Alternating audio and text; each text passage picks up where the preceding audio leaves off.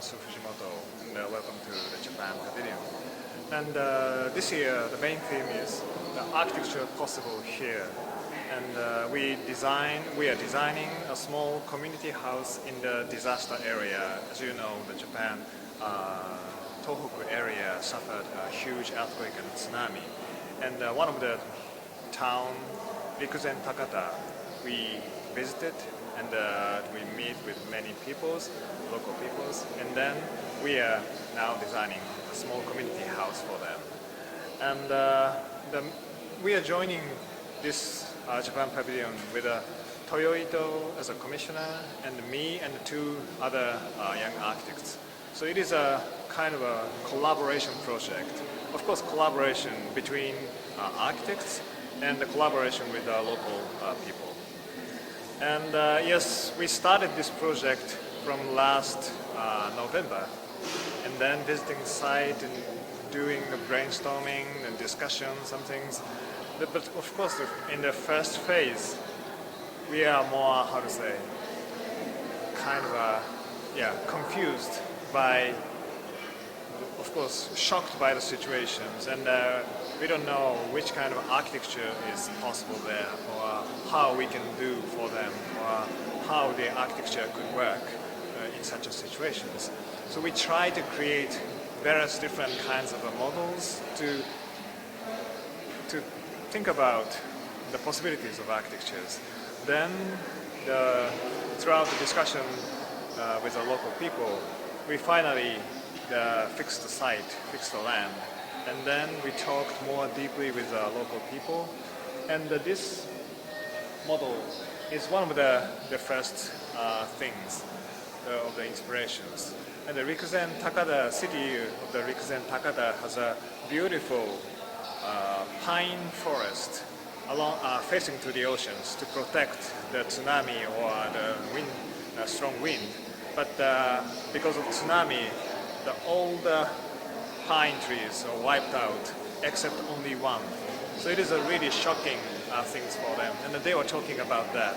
So we, just as an inspiration, we try to create something like the pine forest as a place for people to come together, to sit together, to talk and spend the time in such a space. So that is the first inspirations. And then we talked, of course, with many people, and some of the model shows it has not only one big place, not only one big space, but small but various different character spaces. It means they like to have of course, sometimes the huge groups is using the one space, but there is some other times small 2-3 people groups, different groups are sharing the space in different activities. So that kind of things we are, how to say, getting the inspirations from the stories of the local peoples. And then gradually we are developing the ideas to create finally the big models, 1 to 10 models as final ideas. And the project is now under construction and will be finished next in October or November. But we are showing, in this exhibitions, we are showing the whole process, and from the starting point to the updating situations. And I think, of course, this is just a kind of one project, one small project, but it is containing the very, very widespreading thinking about what is architecture, or what architecture can do in such a situations, or how we can, think about the future, or how we can think about the past, or something else.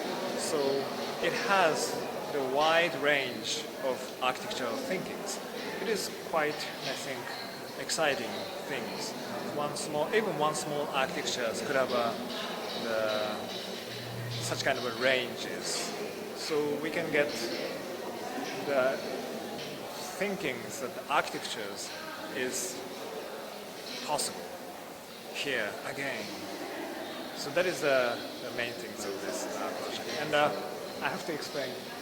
We have many wooden columns, and in this project, in this small community house project, we are using the same columns, and the inspiration is coming from the pine forest, of course. But finally, we use the dead cedar trees. They are dead because of the tsunamis, the salt. So kind of reusing and rebirthing such kind of a spirit of these areas. So we transported all the trees from that town, that city, to create the atmosphere of that areas and of that project. So I feel, yes, I hope you to enjoy the whole feelings or spirit of this project. And one more thing I have to explain.